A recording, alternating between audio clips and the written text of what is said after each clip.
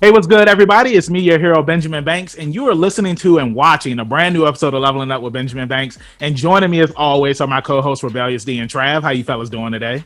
Hey, good, and it's Glasses Squad today, baby. Yeah, man, ready to go. You know I love it when everybody is wearing a nice, fine pair of glasses. And joining us on today's episode is voice actor Matthew Curtis. Thank you, Matthew, for joining us today. In a world of glasses, 4 men will wear glasses.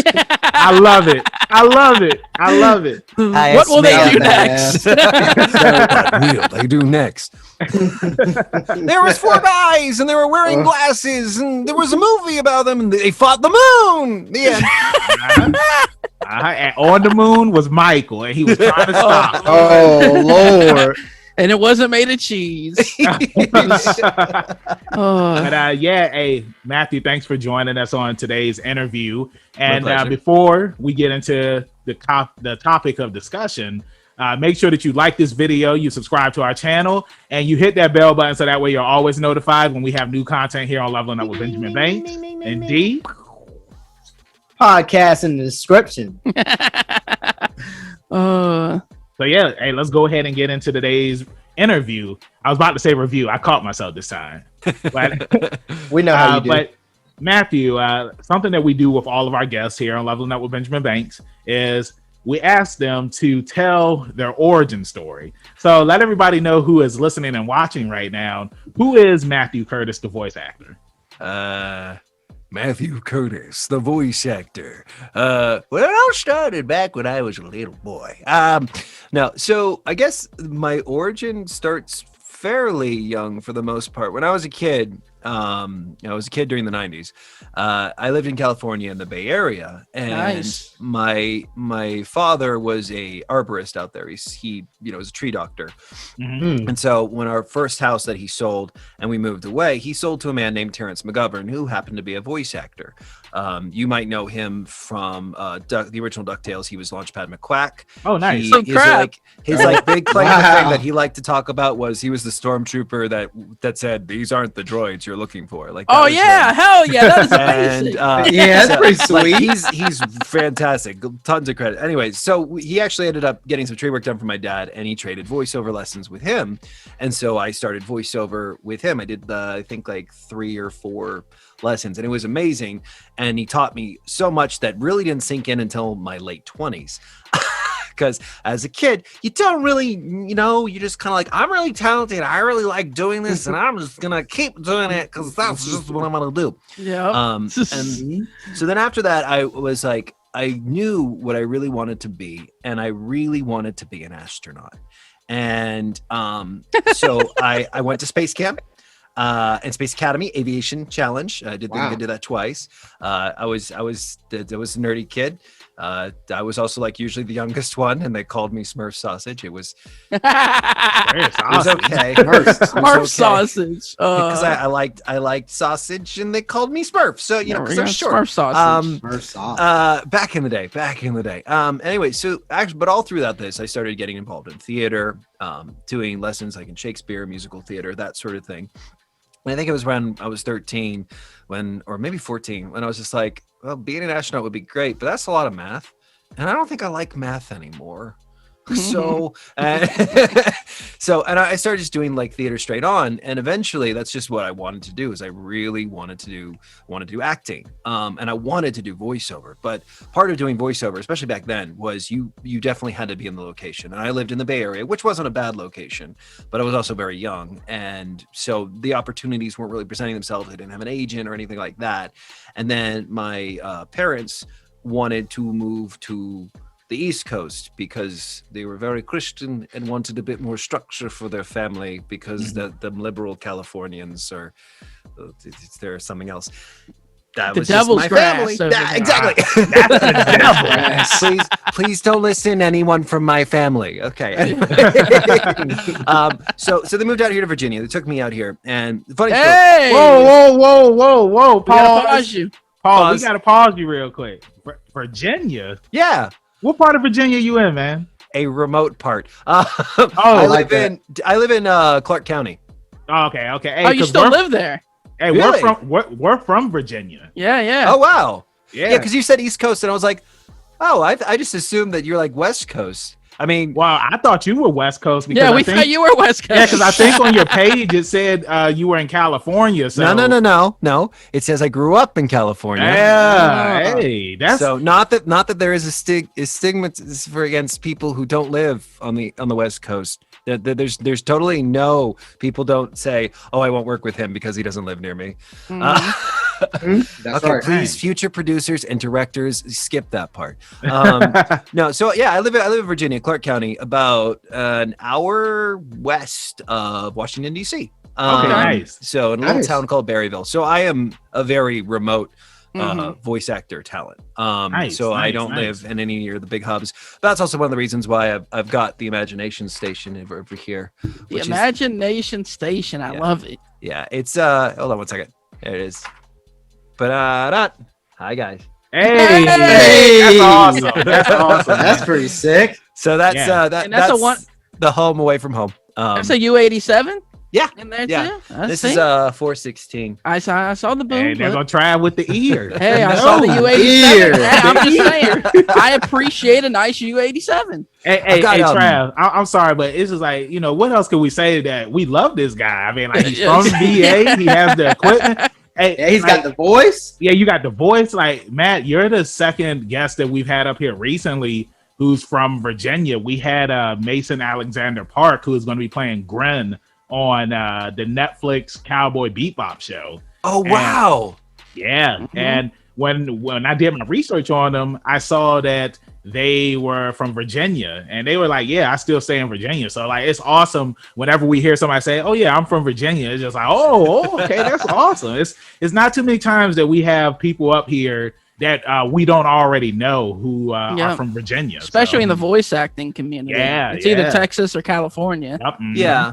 Well, that is generally the case. And when we built the booth originally, I guess that comes into the origin story. If we can skip back, we'll come back to that. Also, I got to show you this other microphone I got, which is really nice. Because it's a Gaffel. I don't know if you know the history of Gaffel, but it's I love the Neumann and the micro. Look, I'm smiling already. He's just like, yeah, this is right up my alley. I'll show you in a second. But okay, so moved to Virginia. So and what happened is I when we lived in California, I worked at a place called In-N-Out Burger, sort of to pass the time. Nice. And I was a very chunky lad. And so when we moved to Virginia, I'd actually graduated early from high school, getting what was called the CHESP, which was basically like a GED for California, California High School Proficiency Test. And when I actually took some courses at the local junior college and was going to transfer to like try to get to UCLA eventually to do acting. So we moved here to Virginia. I was 16, 17 at the time. And I was told I had to go back to high school, which was fun. And so I was like, well, I'll make this my best year ever. So I lost a lot of weight. I got a girlfriend for the first time. And it's because I got a girlfriend, I started doing things with my girlfriend that a Christian family looks down upon. And they decided that I needed to break up with her or leave. So I left because, I was 18 and I had a girlfriend. Yeah. So You were in love? I was in love and then she dumped me. Oh my God. Now, did which your is parents... fine. It's fine. Like, that's life. Yeah, exactly. So, but what happened was I was between that, like I was sort of crashing on people's couches, being like, and I was like, I don't know, what do I do? I guess I look into going to college. I don't have no idea how to do that because I was only a stupid 18-year-old, didn't know what to do. And in the process, I auditioned for a local dinner theater, and I got cast. And I was like, well, shit. I mean, I guess if I'm going to get paid for this, I might as well see how far this goes. So I started doing like local dinner theater circuits, some tours, things like that. And actually started doing some voiceover on the side. Like just whenever I was in my downtime, I actually happened to do it. And it was something I always really, really wanted to do. But then like, I never knew about like the sort of home studio aspect of it all. Like I was just always like, you have to go to a studio. So I forget how old I was when the first, like I met someone who was like, oh, I recorded these at home. And I was like, really? That works? And it was like a drunk party. So I don't really remember. And it was actually another voice actor who's now working in LA right now named Ted Evans, who's phenomenal voice actor, just bonkers the walls, so good. Mm-hmm. And like I was so like meeting him, he went off, you know, then he went off, did his thing in Chicago and went to LA. And then I got married.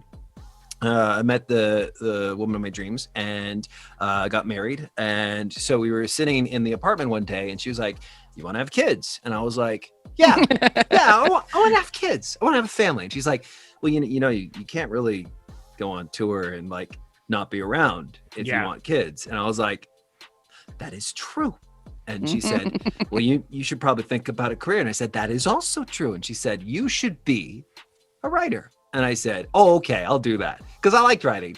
I did try to see how that would work for 2 weeks, and then I was like, "I'm lazy. I don't like this. This is no, thank you." And she said, "Well, what about that microphone in your closet?" Because I actually had started sort of building a home studio, but not really. Like I had a USB, I think like a Samsung C01U had just hanging in my closet with some acoustic panels on the wall, like some foam, be like, "Oh yeah." Then it was mainly for auditions for my agent at the time in Virginia. And she's like, "Can you make that into a career?" And I was like, I don't know. So I started doing research. I was like, "Oh, this is totally a viable thing. People do this all the time." And, there was that Bill DeWeese book that came out, how to set your voiceover career on your 6-figure voice career on or Fire or whatever it was, right. which, marketing book basically. But like, it was just like, so that was sort of the start of it. And eventually, like, I was just like, all right, well, let's see how far this goes, I guess. And I guess I was lucky because it worked. So look where you are now. Somehow it's worked. It's grown from being in like a little closet, and then when we moved to this house, being in a laundry room, and then we built the booth, and it hasn't stopped yet. So knock on wood. Hey, cheers to that one. Hey, that's an awesome origin story, man. So, badass. Sipping that agua over here. So, I mean, like, honestly, my path, I guess you would say, has been pretty slow, all things considered.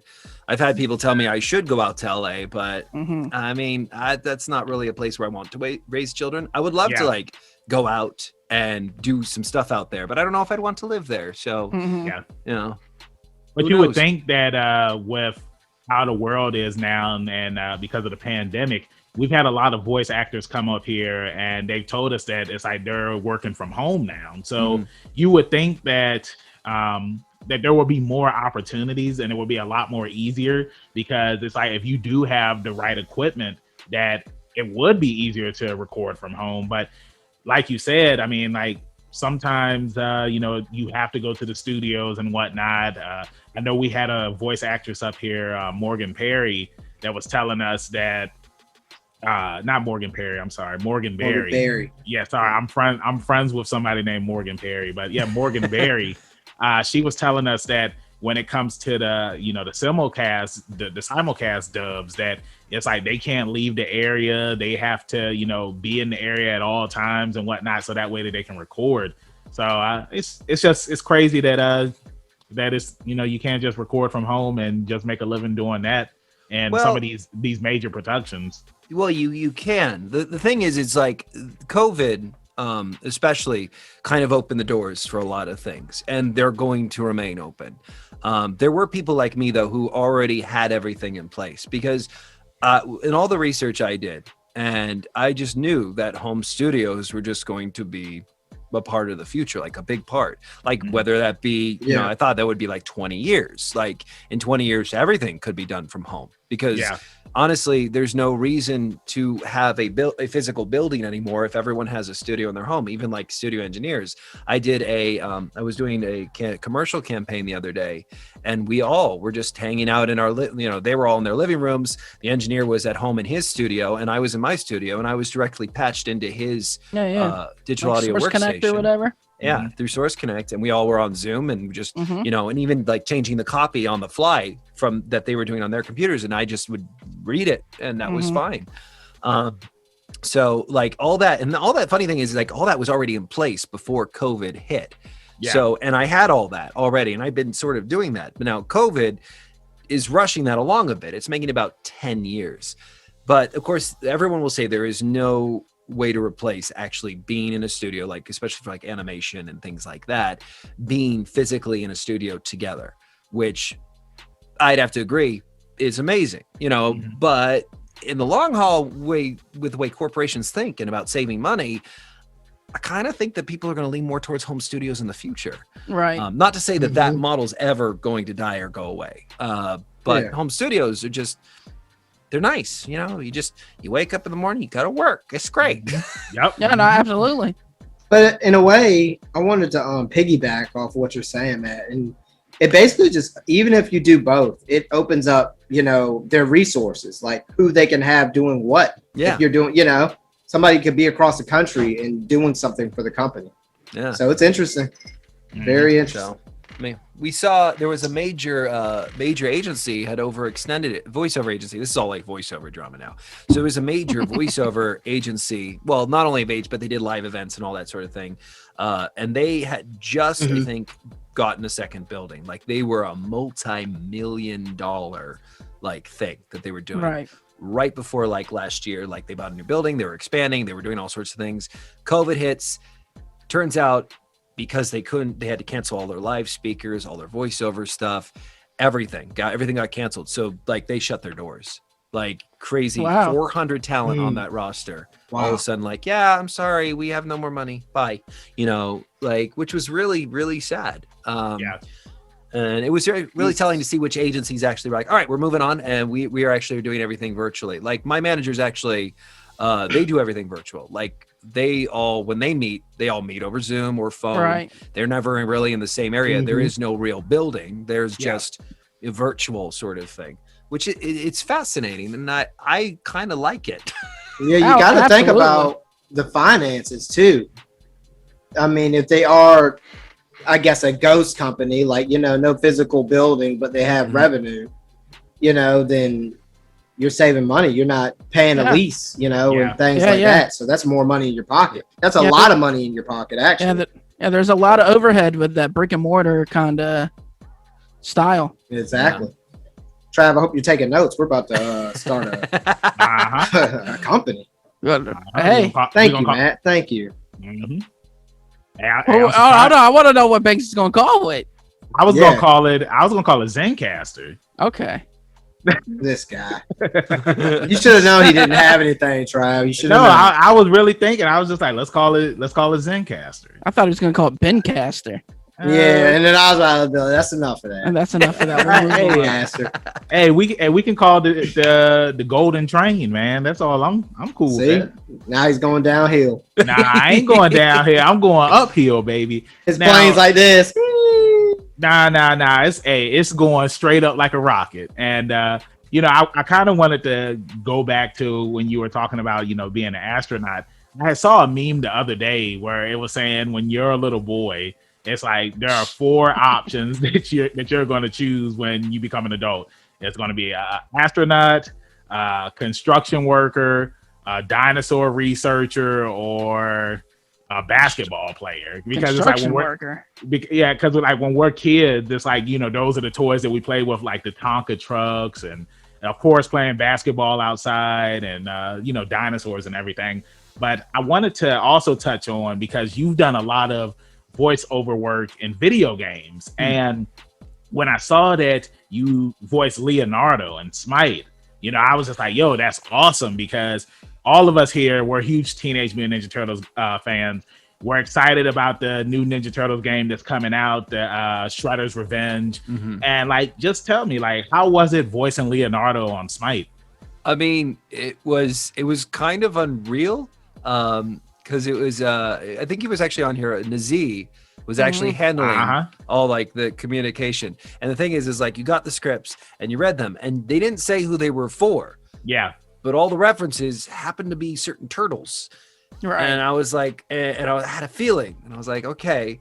And I was like, all right, well, I'll audition for these. And honestly, when I was growing up, I was always Michelangelo. So Mikey. So, and I was like, okay. So like, I was like, all right. So, and I didn't, one of the things you do as a voice actor, or like an actor in general, is you audition and you try and forget.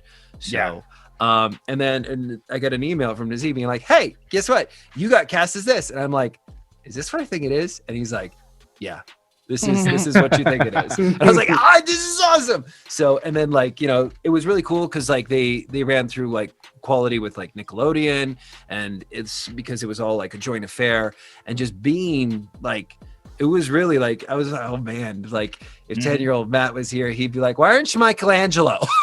I mean, it's interesting, man, because it's like we all have our favorite turtles. Like I liked Michelangelo when I was a kid. If I had to choose between Donatello and him when it came to choosing characters in the arcade games, I always went with Michelangelo because all Donatello had was a stick, and I wasn't gonna, swing no stick around. Bro, it's a bow staff. Thank you, bro. When we was kids, we called it a stick. No, we didn't. We didn't. No, yeah, you did. Hey, in the mean streets of Norfolk, Virginia, we called it a stick, and he knows. But don't put me in that. It's cool that you were able to, voice Leonardo because, like I said, Teenage Mutant Ninja Turtles, it's a very popular series. It's something that's still going strong to this day. And I want to kind of keep it here on the Ninja Turtles talk because we've had so many reincarnations of the series. And I want to ask you, which series is your favorite? Ooh, that's a good question. So, because I am a fan of like the original series, but I do have to say that I think My Turtles was not the series, but the original Teenage Mutant Ninja Turtles movie from the 90s. It was such a fine line of walking between that like goofy cartoon-esque stuff, but also that 90s grittiness, which could have been too much, but it did it so well. I mean, for crying out loud, the story is like, okay, so it's a bunch of kids stealing stuff for ninjas, and they're being trained to be ninjas, and then there's these turtles, right? And they're teenagers too, and they're gonna fight the ninjas and save all the kids. And there's a hot girl there, and there's a guy with a hockey mask, and it's gonna be very dark, and it's Jim Henson doing the puppets. So and you're like, it works. Like the other got an amazing soundtrack. Hey, it's got isn't that Stabler that plays? Isn't that the dude who plays Stabler? Ken Stabler? No, isn't that Stabler from Law and Order who plays Casey Jones? He was in A Haunted in Connecticut. That came like 2010, I think. He was also in Where the Little Girl's a Vampire. I don't know if you remember that movie. But there's like a little girl. She was a vampire. You with the vampire? No, that's what. No. This came out in like 2008, 9, somewhere there. And I can't remember the story well, but Trav, when we had Nick Apostolides up here, didn't he say that he had met the actor who played Casey Jones, and he said that like that was the reason why he wanted to be an action star was because of Casey Jones? Wasn't it something? I don't remember that, but the guy's name is Elias Koteas. But yeah. I do not remember that. Go to the Google brain and answer these questions. Yes. Google brain, tell me. I do not remember that being the case. Casey Jones. That was weird. I'm sorry. But it's like original cartoon or the movie. Probably more the movie because that movie just resonated with me as a child. And I also just recently watched it like when I was before I did the recordings. Yeah. And like I was just like, wow, this still holds up. I'm gonna show this to my son. I watch it all the time. I mean, if we're gonna keep it on the movie talk, how did you feel about the third Ninja Turtles movie? Because that was my least favorite in the series. That's the one where they time travel, right? Yep. Yeah. Yeah, it was kind of lame. It was. It was very lame. Man, I don't think so, bro. I like it. The best one was part 2. That was the best one. Secret of the Ooze, one Vanilla Ice. It's my favorite, but it's not better than the first one. Yes, the first one. It's more fun. It's kind of out there. The second one's a lot more fun. Mm-hmm. But the first one is a better overall on the keyboard and everything. Hey, look, man. All I'm gonna say and there's a super shredder. Yeah, Vanilla Ice is in it. Hey, that's what I'm saying. Like they went into the club. Vanilla Ice. This was his first. This was his first time seeing him. He already had some dances and a song prepared for the Turtles. This was his that just showed you how skilled Vanilla Ice was on the mic. And people need to give that man his roses because it's he was more than just Ice Baby. Come on, Go Ninja Go is still it wasn't enough to save him. It's a good song. It is a good song. It's a good song. It's a good song. Remember, go Ninja, go! Funny. That's a dead-on Splinter impression. Yeah, he killed him. Moment of silence because this man killed. Now, I still want to keep it on the Ninja Turtles talk. Okay. We had the movies that came out, I want to say it was 2014 and 2016, the Michael Bay films. How did you feel about those films? So I didn't see them. So I mean, it was Michael Bay, and I was I saw the first Transformers, and it looked the same movie. So yeah, I was just the voice acting looked interesting, because it was a whole bunch of people coming in and doing it. But for the most part, I wasn't really wowed even by the trailers. I was just this will be the trailer. I'll catch this sometime, and I have never had the opportunity to catch it. You're not missing much. I'm looking. So I've been seeing some of the animation from the new TV series, which has been bonkers, and I've been I really need to watch this when I have the time. I don't know, man. Yeah, I don't know. Is that the one where? That's Rise of the Teenage Mutant. Is that the one with the gender swap? I don't want to spoil anything. Okay. Is it gender swap? What? Do you want us to tell you, or do you want to watch it yourself? I mean, I guess I'll watch it myself. You gonna see the gender swap? It's not bad. It's still got amazing action scenes. Yeah, it's just the animation is a little. I don't know. My favorite is that 2003 though. That 2003 for sure. Teenage Mutant Ninja Turtles. Followed the comics all the way up until season 8. Yeah. Is that the more sort of adult one? Yes. And then they actually meet up with the 1980s Teenage Mutant Ninja Turtles. And then they have the crossover. I remember that one. Turtles Forever. That was good. Turtles Forever. That's exactly what it was called. Really good. That was pretty good. That's back when they were trying to make serious cartoons, and people were like, I don't want this for some reason. Yeah. D, what was your favorite? I'm riding with the movie, man. Yeah. I mean, yeah. Hey, Dr. Allen. Allen. I thought you were about to say that next mutation. I can get it back. To me, the first two Ninja Turtle movies that's the thing that stuck out to me. I was a big fan of the costumes and everything, and I don't know, it was fun. Music. Yeah, the music was alright. We're just stop hanging on the Vanilla Ice. Well, I mean, if we want to go one step further, we could always talk about the made for the VHS concert. Oh yeah, or even the Saban series. If we really want to get into that next mutation. Hey, I thought D was gonna say that was his favorite when I asked because he took that long side. I was just but it was a lot to think about because of the different renditions. I mean, we got more of those than we got Batman shows. Yeah, that's true. That's true. Now, to keep it on the 90s train, Matt, you also did some voiceover work in Family Guy, The Quest for Stuff, and you voiced the Blue Ranger, Alpha 5, and the White Ranger. And again, Power Rangers is something that we all love up here on the show. I don't know, D, Trav, because I know you guys have kids. Do y'all still watch Power Rangers or no? No, Isaiah does. No, the last season I watched was right before they went to Hasbro. So it was Saban had bought him back from Disney. So whatever the last season was with Saban, and remember they had the mashup where they brought back all the old Mighty Morphin. Yeah.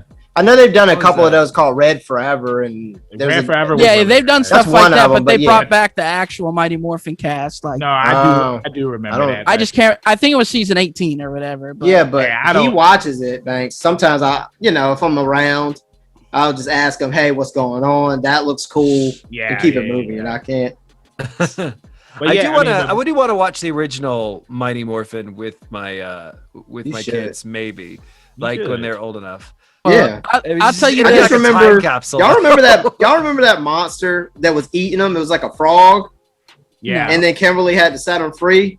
I kind of remember. It was like eating them. No, yeah, I know this. I think it was Netflix got it like 5-6 years ago on their streaming. And I went to watch it, and I was like, God, this is horrible. I can't do it. It was the same with Beetleborgs. They got Beetleborgs. Oh, man. Like, hell yeah. Watch the first episode. It was like, nope, I'm good. Beetleborgs is tough, bro. You might.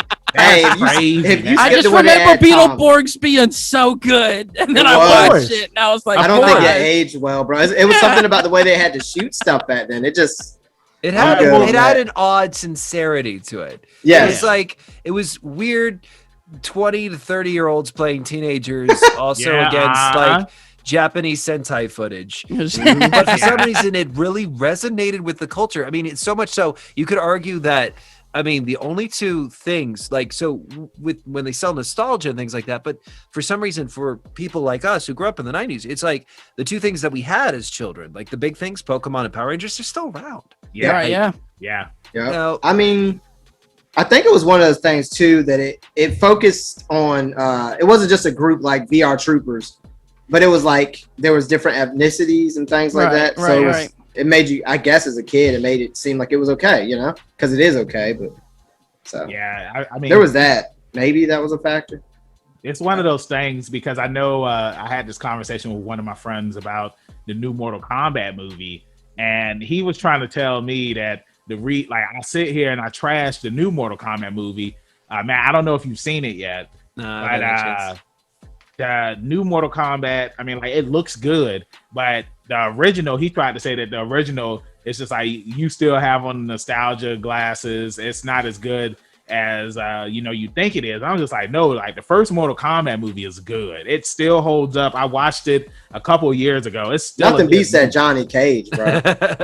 Johnny and Lou were great. They had great chemistry. Well, the fight with Johnny and Scorpion in the Netherworld, like that was pretty sweet. Dude, you know, he does like the kick and he goes through the portal and they're in time, right? Mm-hmm. And it's like nothing like that happened in New Mortal Kombat. Like that fight scene itself was so badass.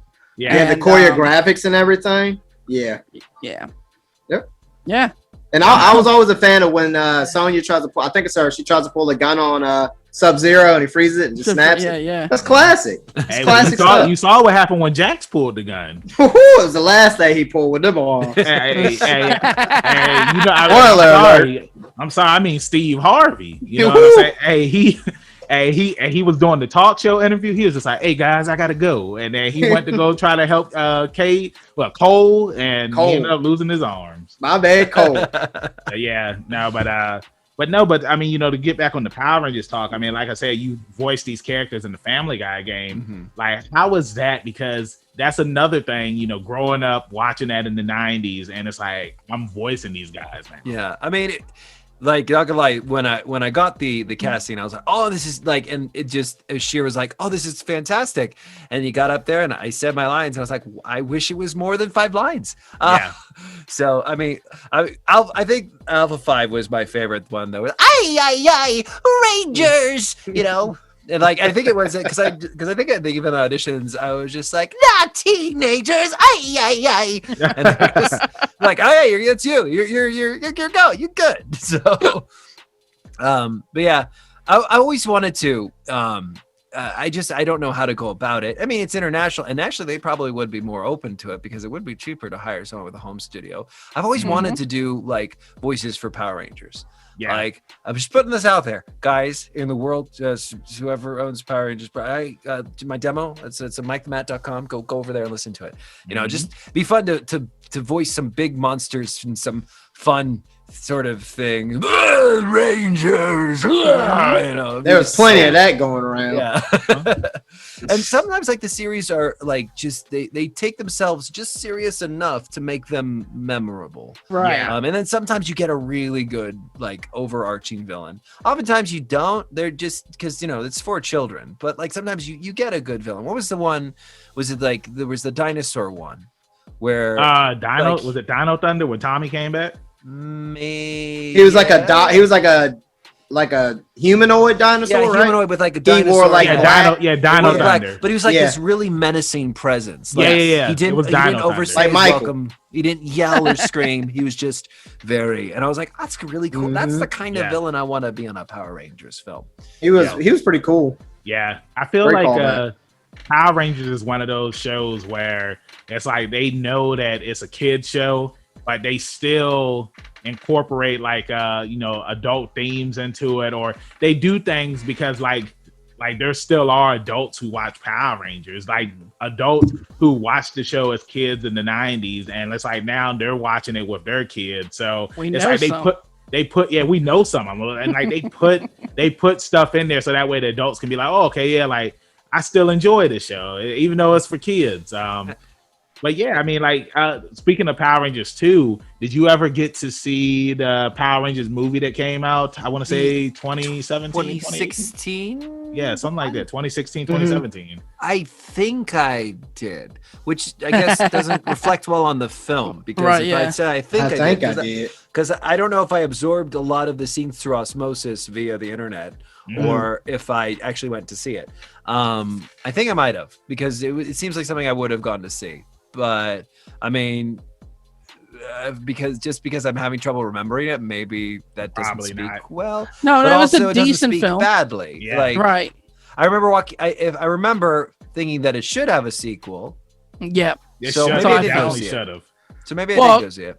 It didn't because Saban sold I think it only didn't because Saban sold the rights to Hasbro. In my opinion, I think that's really the only reason why a sequel didn't happen. Nah, it's because Tommy wasn't in it. Well, see, I'm glad. No Tommy in the movie. No sequel. Did he have a cameo? Yeah, he did. Jason David. Jason David. And, Jason David. Put some respect on Kimberly. What's the actress who plays Kimberly? I don't know. She's on the cop show though. She was up there too. They were the only two Rangers. Well, look, don't get me started because you know what I'm about to say.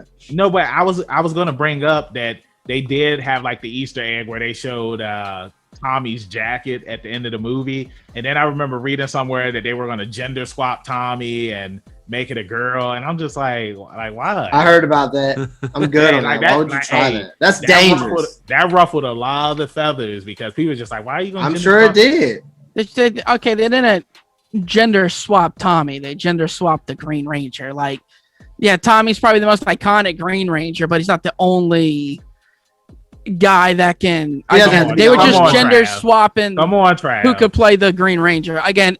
No, I'm against you guys on that one, dude. It's seriously not that big of a deal. Okay, it's not that serious. I'm gonna go with him on this one too. It's really not that big. I mean, that's what she said. Well, okay, well. That's what she said. What were you about to say, D? Oh, man. No. I like the alpha exit. Let's get back on to some more fun stuff. I was about to go on a rant, but I kind of got a segue a little bit because I was looking through your reel right when D came on here and I was like laughing as I was watching some stuff and he was like, what you laughing at? And I was like, I'm checking out some of his stuff and I'm not laughing at you because you did a bad job or anything. I'm laughing because some of the stuff kind of like blew my mind. Like I watched the Fiverr commercial.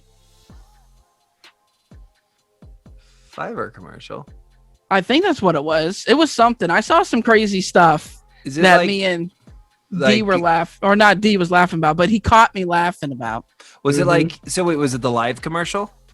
Yes. Oh, that's Zoho. Yeah. They were like they're still around, right? I don't even know what explain that.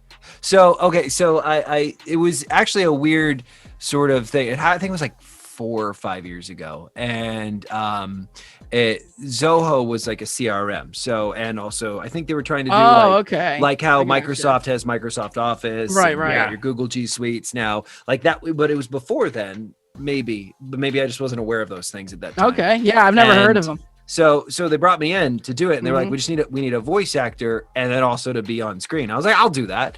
And so they brought me in, and they were like, all right, so we want to make sure that you look really disheveled, And like, it's like they messed me up and put me in like that stuff. Like, we just want to look like you rolled right out of bed, and then you're just gonna get really mad that they keep changing things. And they put the script in front of me, and they're like, "Okay, now go." And we did it. And actually, in the commercial, that is the Neumann that's in there. That was like, I had just bought that mic. I was like, "Can we use my mic, please?" Just because. And man, that was such a fun experience. I loved it. I think we shot that in San Francisco area, like in Petaluma, in my old hometown. And like it was like my first experience with like I auditioned, and they're like, "We love your stuff. We love we want you to come out." And I was like, "Great, where is it?" And they're like, "Oh, we're doing it at this studio in the Bay Area." And I was like, "You are aware that I don't live there, and I can't come unless my flight is covered." Because I was like, I don't have money. I'm just starting, and I'm a poor voice actor. And all of a sudden, it was like, "Here's your tickets," and I was like, "Well, shit, I guess I'm going." Nice, there we go. Yeah. So, but yeah, that was a ton of fun to shoot. So, but yeah, Soho, not Fiverr. Boo Fiverr. Boo Fiverr, yay to Soho. I knew it was something, man, because I just who did you say it was, Banks? We were talking about just voice acting in commercials. We had Brian O'Vera come up. That's here. right, that's who it was, Brian O'Vera. But you were just talking about there's different levels to this, like doing just like anime stuff, and then doing commercials where you can get paid every time the commercials aired and stuff, and then like making your way to like cartoons that's on, nationally broadcasted television, and like, just the different leaps, I guess, you can take in your career. What's so funny is because, you'd like joke around a lot and do a bunch of different voices, like as the conversation's going. You know who James Arnold Taylor is? Yes. I used to watch, like, James Arnold Taylor has like behind the scenes stuff you can watch when he's in stuff, and he's like that. He is very goofy, and like in conversation he'll just break out and do something related to what he's talking about. And I just always thought it's so cool because it's like so talented that you guys can do these different ranges of stuff, and it's always dope. Spot on. Like, dude, if I could do that stuff, I'd be so annoying. Like, I wouldn't even have a conversation with anybody. Exactly. I would just be characters. Well, it's like on Twitter. Whenever you see, like, there's like 5 posts that voice actors always post, and one of them, which I always find the most funny, is the one where they're like, either like, they're doing it, like staging like a conversation. They're like, "Oh, like at a party. Oh, so you're a voice actor? Yeah. Do SpongeBob," and then angry face emoticon, and then everyone else in the comments is like, "Oh yeah, I hate it when that happens. Oh gosh, wow, yeah, LOL, yeah, I totally relate." And I'm always like, what party are you guys going to? Because I would totally would be like, "Hey guys, how's it going?" Like, of course I would do that. I show off. That's my thing. I do. Exactly. I voice act. Exactly. Yeah, it's like whenever I go to a party, because this has happened before, and like they'll be like, "Oh, I heard that you were a professional wrestler." Here we go, D. And then it's just like, hey, I can't help it that you guys don't do anything cool. I mean, like it's like somebody don't make me bust out the skateboard. Somebody will be like, "Well, can you slam me?" And it's just like, if somebody wants me to slam them, it's like, why wouldn't I slam them? So of course, I'm not going to slam them on the floor or anything. Like, I'll pick them up and slam them on the sofa or something. But it's just one of those things where it's just like, if you have a talent or a craft, and somebody wants to hear you do the voice, or me lift them up and put them down, then why not do it? So, pick things up. Trav can tell you, like, I've been over at his house, and one of his friend's sons, it's like every time I come over, like, he always wants to wrestle me, and like me and him, like, we'll wrestle. I mean, like, why? It's like, why would I not want to wrestle? I love wrestling kids. Why would I not want to wrestle? And it's always fun wrestling kids, because it's like they love to go all out. Like Trav, he's seen this deed, he's seen it as well. Whereas it's like the kids, they come at me, and it's like I take all the hits. I have fun. I mean, it's just, he loves being the big fish in a little pond. Basically, what he's trying to tell you. What you should do now is, whenever you go to a party, is always carry release forms with you. So when people you're right. like, "Can you sign me back?" "All right, yeah, sure. Hold on. Sign this release form." That is true. Yeah, totally. Yeah, sign the release form, and then you go, "Okay, cool." Boom.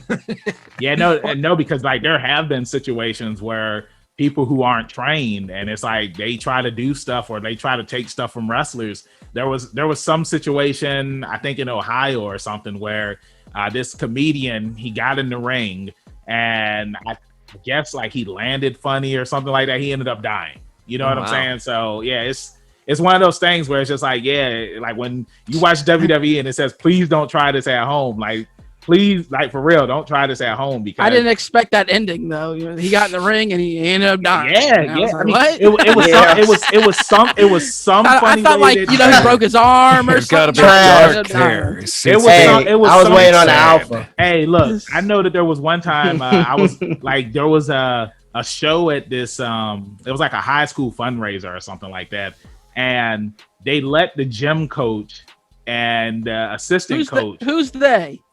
I can't remember what it was in Franklin. Yeah, Franklin. It was in Franklin, Virginia. No, but who's they? Like what company? Oh, it was SPW, Southside Pro Wrestling, and they had the gym coach and the gym teachers in there, and I do my dance, the money shuffle, and then I would do a splash. And when I was coming off the rope from the splash, like the dude, like he had his arms up. I'm just like I literally could have broke this man's arms, because I'm just like, what is this guy doing? And it's like, yeah, like don't get into the wrestling ring if you're going to be scared. If you're going to be scared, because was scared of your boy. Yeah, hey, I mean that's what happens. I mean, it happens. It happens. It does. It does. Note to self: don't wrestle. Got it. Okay. Hey, you saw it. Cody Rhodes taught Jeremy Piven how to do a moonsault, and he did it on Monday Night Raw. I mean, you could get training. Just don't try to do something. I'm good. Don't try to do something because you've seen it on TV. I'm a coward. But I guess that could be my gimmick. I could run on and be scared and then stab people in the back. Hey, James Ellsworth said any man with two hands has a fighting chance, and he got signed to WWE. That's right.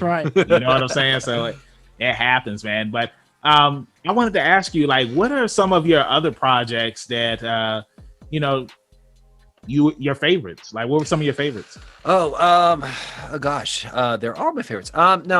So there's actually this project right now that I'm working on called Project Aerith, the war thing. It's really this is gonna be fun.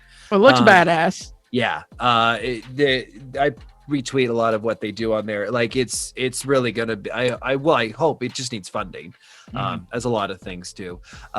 There are a few games that I've worked on that I've just loved. There's a current one, the game dev from Team Dog Pit, Manuela. She's working on, so she's sort of in her spare time, she's doing like Russian plays, but as video games, which you saw with the Cherry Orchard bridged version, it's more like really like meaty character work, a lot of fun. We're actually doing another one.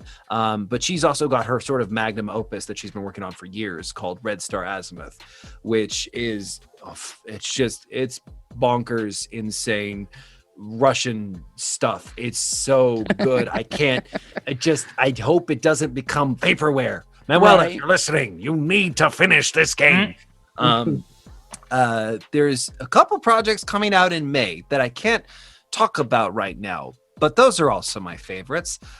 I've really everything is pretty much your baby. Anything good. Yep. Because it's just ones I worked on a long time ago, Unforeseen Incidents. That was a lot of fun as well. Very understated, subtle stuff going on under the surface in that one. For just a point and click, it was a lot of fun. The acting and working with some of the people on that project was really great. But yeah, they're all kind of my babies, I guess I should say. So kind of a day. Hey, we're 90s kids, so I mean, maybe other people won't get the reference right there, but it's not too dated for us.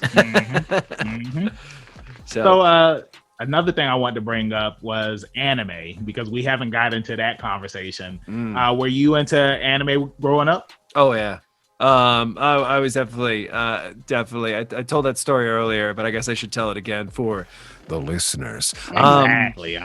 So my first introduction to anime was, I expressed sort of an interest in it, and my dad went and got these VHS from Blockbuster. Never seen anime before. But my dad was very into movies in general. So like when my mom would go away, because she wanted to be a writer, so she'd go to like the writers conferences and stuff. My dad we would stay up late, like until like 4 a.m. and this is when I was like between 6 and 12 years old. Like anytime she would do this, and stay up with my brothers, and we'd watch The Good, the Bad, and the Ugly. We'd watch basically the whole Man with No Name trilogy. We watched RoboCop. We watched Terminator, all the Terminator movies, all the stuff that we wouldn't be allowed to watch when mom was home. We could watch, and we watched all of them, and it was great, and it was bonkers, and it was so. We expressed interest that I was interested in a new thing, in anime, and I forget how old I was. I wasn't too old. I was like 6 or 7. No, 7 or 8. That's 6 or 7. 7 or 8, something like that. Something I heard about, and he brought home something called the cord cutter. Or no, it was Baki. Baki. That was it. Yeah, it was the cord cutter thing. So my first introduction to anime was a martial arts anime with a man who was like the greatest martial artist in the world going up against another man who'd rip the cords of your nerves to make your body go limp. It was so bloody. It was so violent, and I loved it. And the crazy, that was his dad. Yeah, he was facing his dad. Was it? See, like I don't remember. I just remember the fighting and everything, but I knew that it was something I wanted. And then that was around the time when the way you got anime was you kind of had to wait around behind a school, and you waited for a man to show up with a trench coat. And he then would open his trench coat, and he may or may not have the video you're looking for, because he might, just have been another man in a trench coat. And then you get your VHS, your well-worn VHS, you'd exchange some money, and then you go home and pop it in, and it may or may not be a hentai. Right. That's true, though. So see, like Ghost in the Shell. And then when I was in high school the first time, I was because I was a stud, and I was so good looking, and I was really, really good with the ladies. So I was the founder of our anime club. So which basically entailed that whoever would bring in an anime every day, and we watch it at lunchtime because we hung out with so many people and everyone wanting to be our friends. So like that's how I ended up watching Neon Genesis Evangelion for the first time. There was a lot of them. And then once like Adult Swim came around and Toonami came around, and then I was just like late nights with that. I would grow up with I loved Big O, was one of my favorite ones. A classic. Cowboy Bebop, of course. Watched Inuyasha like nobody's business back in the early 2000s because that was what you watched really late at night on Adult Swim, and you couldn't sleep at night. Also Scried, which I hadn't thought about in years, but someone posted about that today. I was like, oh my god, I remember that one. That one was kind of trippy. Yeah, it was like Scried, Cowboy Bebop, and Big O. That was like your Steve Bloom trilogy, like your triangle right there of points. You'd be like, there's my Steve Bloom, there's my Stevie, there's my Steve. And because he's doing everything. What is it? Shine brighter, shoot a bullet, and punch the thing in the face, and it's great. And then like the alter powers, boom, exploding, and Big O, showtime. Exactly. Okay, I remember this show now. There was the guy with the arm, right? The guy with the arm, and he had the buster, he had the burster bullets. Yeah, and and then that would keep getting bigger. And then there was the other guy who'd make his altar, which was the fastest altar, and then arms and stuff. And then eventually they wore them as armor, and they destroyed everything. My favorite character though on that show, I think, was the guy with the boots, who was like the fastest man alive. Like I think he was my favorite one. I can't remember. I like that. So, but then I think my favorite when I was younger was Trigun. Yeah, great one. I love my man Trigun. Wolfwood. Yeah. And the vocal performances on that were absolutely. Just so great. Yeah. Like, we're going into town. I'm just gonna go get myself some whiskey. It's not over here. Oh, it was back over this way, just like the way it went before. What was the other samurai one that was beside? It was like Trigun and another. No. Oh. Samurai Champloo. Samurai Champloo. That's another good one. Yeah, that's a really good Those one. Two were like short and sweet too, just like Cowboy Bebop. just like Cowboy Bebop. Yep. Outlaw Star. It tells a story. They just get like to Outlaw the point. Star. Yep, there's another one. Class. Except for they gave Gene that haircut at the end. Oh, what the hell is that? Yeah, that was trash. Hey, they didn't need to do that. I don't know what they were thinking when they did that, man. I gotta leave it alone, Trav, because it was only on the last episode. You know, he gets out of jail, I think.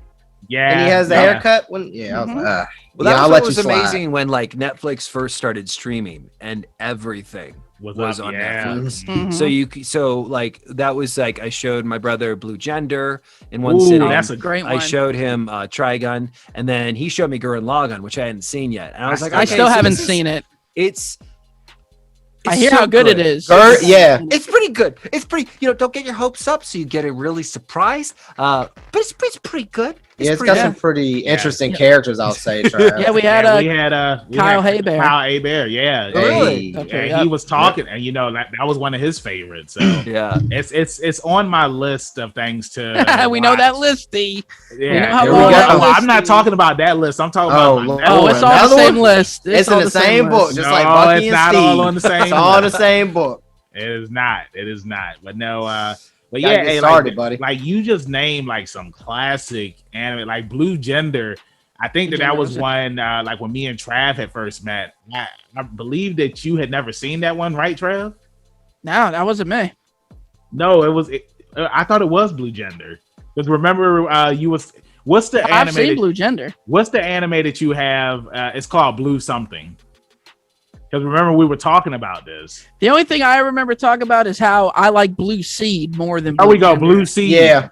I was trying to think of the other one. You've never seen Blue Seed. So good. Yeah. Did you see that, Matt? No, I haven't seen Blue Seed. Oh, it's so good. But I always felt like Blue Gender was an underrated gem because it's short. I want to say it's only like 20-something episodes. And it came on Adult Swim, and I feel like it came on around the same time that Fooly Cooley came on, but more people love Fooly Cooley more than Blue Gender. But Blue Gender, it was mature. Really good. It was your military anime, and then you had your bonkers anime. I guess it does seem like the Adult Swim did do that a lot, didn't they? Like they would have they were kind of serious anime, and then they'd have like the really crazy bonkers things happening anime. What was the one that they had on for a while with about the little boy who just who mooned everybody all the time? Chin-chan? Chin-chan, yeah. So that was wild. Do y'all remember this anime called, I believe it was Kakaider? That came on Adult Swim too. Kakaider? Kakaider. It was similar to Cyborg 009. Like I wouldn't say like the same. Cyborg was awesome. Did y'all ever see the Cyborg crossover with Demon Man or Devil Man? Devil Man crossover. I've never seen Devil Man though, neither. Oh yeah, you need to watch that first, then watch the crossover. But it was really good. Yeah, I liked it. Is it done by the same studio? I'm guessing. Yeah, it has that same Astro Boy looking design. So I'm guessing so. Yeah. Yeah, but I mean, it just seemed like back in the day, like Adult Swim was trying to. Like, of course, Inuyasha was their big one. They had Yu Yu Hakusho up there. That was another big one. And it got so big that they moved it to Toonami eventually. But it seemed like that they were just trying to throw stuff up there and hoping that it would stick. And some of it did stick. And then some of it was kind of like, if you didn't catch it, you didn't catch it. And well, they did a better job than the Sci-Fi Channel did. Oh, absolutely. However, Sci-Fi had gems though. Like they had Monster. And if you never seen Monster, fantastic anime. It's about this doctor, and he goes around curing people that has not demon diseases, but supernatural kind of. He heals supernatural things that happen to people or whatever. Monster's great though. I do feel like Sci-Fi Channel. I think that's the first place I saw Bubblegum Crisis. Didn't they used to play anime? Yeah, early in the morning. Yeah, Sci-Fi Channel weird. It was the first time I had saw Tenchi Muyo was on Sci-Fi. Sci-Fi used to play a lot of OVAs back in the day. Right, yeah. And it's kind of like, Matt, how you were talking about earlier, like those movies when we were coming up, it's like they were very mature. And Sci-Fi, of course, you saw the edited versions there. But if you had something like Stars or something, you got the unedited movies and whatnot. And it's crazy that how mature anime was back in the 90s, because I remember they used to have those commercials on MTV late at night when they would show Akira. and it was rated XXX, and it's just like, why is it rated XXX? And it was just because it was just so much gore, and I mean, it did have, you know, it's hentai in it. I don't think it was necessarily. It was like what they chose to put on TV. I don't think that was all there was. Yeah, like there was goofy stuff. Yeah, there's goofy stuff, but that might not have made its way over. Yeah, exactly. Anime was much more niche through the 80s and 90s, like, and it appealed more to the more grown-up crowd. Yeah, of course. So of course that's what they would be showing, and but that's also some of the dubs back then are also so terrible, so bad. Yeah, so terrible. Yeah, I mean, and it's Go ahead. No, that's why we're seeing like a rise with like, you know, younger heroes, you know, like you got My Hero Academia and things like that. Like those are really popular because the younger people are watching the anime now. It's more mainstream, you know, but then you still kind of get your older ones because One Punch Man is technically an older One Piece. A lot of that stuff's old with like it's a deconstruction on the superhero genre, and which is amazing. It's like there are very few animes I still follow. Like I do watch My Hero Academia when I get the chance, but the one I kind of watch when it does come out is One Punch Man. Like I love One Punch Man. It's a lot of One Punch Man fans out there. One thing I wanted to say is, you know, staying on the topic of anime and when it came over and stuff, you got to think about what they could market then. You know, the world wasn't what it is now. Like there was no internet, and you know, when you pick up on something selling, like you said, they had to sell the stuff that sold. Well, if you remember, because I know, I don't know if you guys have Cox Cable up in your area, Virginia. I know you guys have Cox Cable. Yeah, I was talking to Matt. I've got Comcast. Ooh, okay, they have Comcast down here.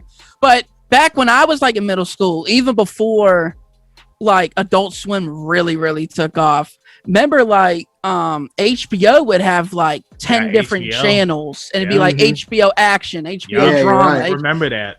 And HBO Action would every Friday night was Anna Midnight, and they would show a movie. That.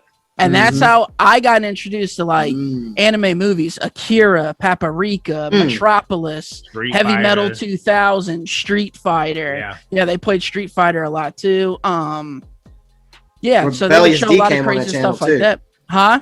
Rebellious D came on that channel too. Rebellious D definitely came on that channel. But I want to say the cool thing about Adult Swim was it made you feel like you were watching adult shows, even though you kind of weren't. And when they would have the thing that came on, it was like, okay, everybody get out of the pool. You were like, it's Adult Swim time, man. Adult Swim time. You felt like you were a kid watching stuff you weren't supposed to watch. It's like when I would sneak and watch South Park, I felt naughty about it. I remember because Cowboy Bebop was the first anime that came on Adult Swim when it first launched, and I remember being a kid and watching it. I was just like, yo, are they going to show something up here that I'm not supposed to see? Hey, what was that? The boobies. The boobies. And it's just like, of course. Look how short her shorts are. Look how tired her shirt is. Well, remember, in animes back then, when they would show a nude girl, she would be glistening and glowing, and it would just be like outlines. Like there was never like nipples or anything. It was, and you were just like, ooh. They did that in Sailor Moon. They did that in Sailor Moon. Am I supposed to be watching this? Like, I hope that my mom doesn't walk in the room. You turn down the volume.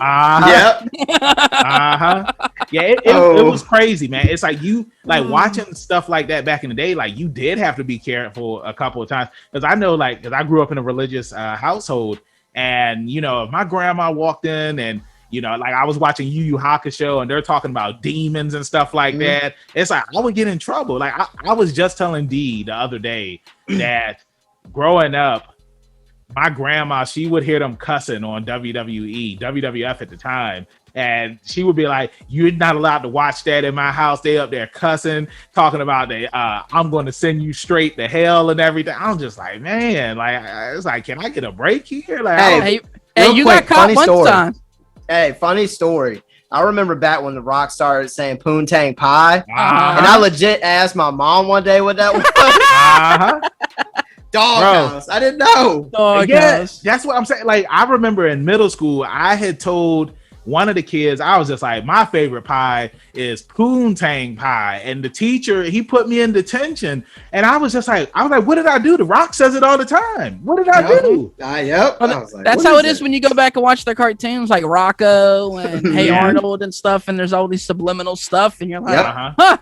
I never knew. Yeah, you didn't know. Trip down memory lane, right? That's how they got away with it. Now we're about to wrap this up soon, and I wanted to ask you this question, man. Trav, he sent me a text earlier. He was real hyped, and he was just like, "Yo, does he voice Toucan Sam?" Oh, and yeah. I was just like, I said, yes, he does. So yeah, I do. I did. Last year I was cast as Toucan Sam for their Through the Loop campaign, which was the new Toucan Sam. You can see me. There he is. He's right back there. He's behind you. So, which was the very vibrant, very animated version. Want to see the Fruit Loops world? Well, follow me through the loop. So, and that was also a trip when my agent was like, so guess what? And I was like, what? You're Toucan Sam. I was like, you're funny. And she's like, no, you are. So, and then, we did it, and the session was amazing. It was great and fun, and we did it. It was also one of those weird sessions where the director was like, wow, it's like, you know what you're doing. And I'm like, well, you hired me. So, what do you expect? Yeah, what do you expect? You hired me. But yeah, there was a ton of fun, and it did get renewed for a bit this year. I don't know if it's going to go for another year, because that's also another thing. Like, it's a new design. It was a new sort of campaign. Yeah. Whether or not people would accept it or not, how it went, and different things like that. Some people said they didn't like it, and they were very vocal about it. Luckily, they never said anything about the voiceover, which is who's fine. vocal about? Yeah, that's what I was about to ask you. Now, when you say some people, to you as an individual, hey, look, these people have been collecting. That's not my Toucan Sam. Yeah, that's what I was about to say. I mean, like, got my Toucan Sam. I mean, like, this is for kids. Like, I mean, like, you're an adult. Like, you're a 30-year-old man. And not even just that. It's like, who went to school as kids and talked about, you seen the new Toucan Sam? It wasn't like, it's not that serious, dude. So if they change the design, it's not that deep. Yeah, it's to upgrade, really. So, but I don't know what they're going to do with it or not, if they'll keep me on. There's something similar happened a few years ago with Lucky the Leprechaun. Yeah. When Adventure Time was very popular, and they went sort of with this Adventure Time style, and they did that for about a year and a half, 2 years, and then they went back to original Lucky. And that was also because some people got very vocal about hashtag not my Lucky. That's wild. But so, and then it's just like, it's what's familiar. And I think it came at a time too when, people were going through a lot. It was 2020. A lot of things were going down. And so, everyone, just pile this on top of everything else. But no, it was tons of fun, and I loved it. And the response that I got mostly from people was pretty good. So, but what I also liked about doing Toucan Sam was it's not only me doing Toucan Sam, I'm the one popping in at the end going Fruit Loops, part of a complete breakfast. Oh, nice. Which I'm like that, which tickles me when I get to do stuff like that. Like if I'm two voices in a commercial, because generally commercial is not, it's going to be more grounded in realism than like, heightened cartoon voices. To be able to have a conversation with yourself realistically I always find that is like more of a true mark of voice acting ability. Like two of my favorite characters, these other favorite characters, are Spike and Ty on the In a Nutshell cartoons, which are they're on YouTube. But like one is a guy, he just talks like me, and he's just but he's more like Archer, I guess. Yeah. Because he's just thinking, what are you doing, sort of thing. And then there's his buddy, who's just this guy. It's just me again, but shush, I float like a wind. And like the fact that like when I first saw that, I was like, that doesn't sound like me, at least when I'm looking at the picture. So I think I did my job. So, but I always think that when voice actors can actually manage that and be talking with themselves in a scene, and then you put it the picture and it works, and you're just like, yeah, that's magic right there. That person is magic. So not that I'm magic. I'm like an apprentice. You are magic. No, you're magic. I'm like, let's see. What are the American houses? There is like an American house, isn't there? Like whatever school, American School of Wizardry. I don't know. Talk about Harry Potter? Yeah. Hufflepuff, I guess. I don't know. What is it? An American Hogwarts? I don't, there's not an American. I know I know Hogwarts? they had obviously London. Yeah, so Hogwarts is the British one. Oh yeah, they also had one over like in Germany. Yeah. But I don't know if there was a. Well, they do talk about it in what's the other movie? I got off topic. Fantastic Beasts. They do bring that up because that's all I know. It was all over. F Magic Mike. It's all about Magic Matt. Jesus. That's right. And man, you killed it, man. You killed it. I mean, hey, with that being said, we can go ahead and wrap this thing up. D, Trav, do y'all have any other questions before we let Matt go? I know, D, sometimes you like to ask the horror question.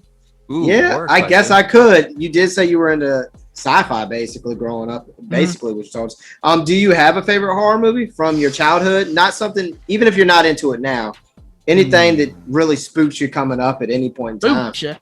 Spooks me. I mean, first thing that comes to mind is original Alien. Nice. And a lot of people say that. A lot of people say that. Man, that movie's so eerie. Yeah. It's iconic. And it just does its job really well. Yeah. Like, and it was kind of like the first of its kind to do that. Yeah. Part of it is the story because, it was kind of like one of the crew members knew what was going on the whole time. Nobody else knew what was going on. Yeah. Right. So that had a big part of it, and then shit hits the fan. So, right. Yeah. What else? Let's see. I'm trying to. Is there another one? Just one more. That was a great pick, though. How do you feel? Well, let me ask you this: if you can't think of one, how do you feel about the second rendition of The Thing with Kurt Russell? Kurt Russell. What? Wait for The Thing. The Thing. John Carpenter's. Oh, like the second rendition of the first one, because the first one's amazing. Well, the first one is black and white. Well, okay. I think like John Carpenter's. Yeah, most people, John Carpenter's. That's why I said that one's also yes, that one. And got another favorite one. Okay, favorite one. Evil Dead.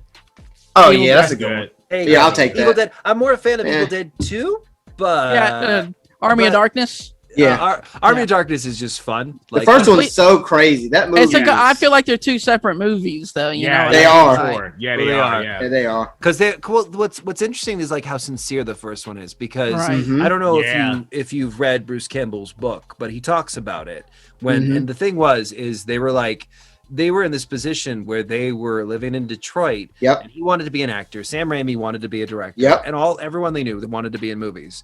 And they're like, and for some reason in their mind, it never registered that they should go to Hollywood. They're just like, we're not going there. Nope. Let's just make a movie. Yep. And they were like, okay. I heard that story. And so like he dropped out of college and they went off to go make a movie. And like the horror stories he tells about it are in his book. If you ever get a chance, get the audiobook of If Chins Could Kill by Bruce Campbell. And then his sequel follow-up, Hail to the Chin Baby. It's really, really fun because Bruce Campbell is a working man's actor. Like he's very much a blue-collar guy from Detroit who's an actor. And so he doesn't get into like, this is the craft, when you think about your experiences. And then you realize that I truly was an actor. He's like, he just tells it as it is. He's just like, and then, the camera froze because it was really cold outside. And then the best part of his audiobook is like every once in a while, he'll start going off on tangents like that aren't in the book. He'll be like, and this isn't in the book, guys. But, like he made it sound like this. Like that was just the sound he made. And it's like, and you're just like, this is the best. And it just feels like your really cool uncle came and told you stories. Yeah, right. So, but yeah, Evil Dead. I love that. It's pretty good. Now, because you had mentioned Bruce Campbell, did you ever watch Jack of All Trades? I can't find it anywhere. I've watched it in pieces. It was a good show. It was a good show back in the day, and I know that was something that Bruce Campbell was on. He was also on Hercules.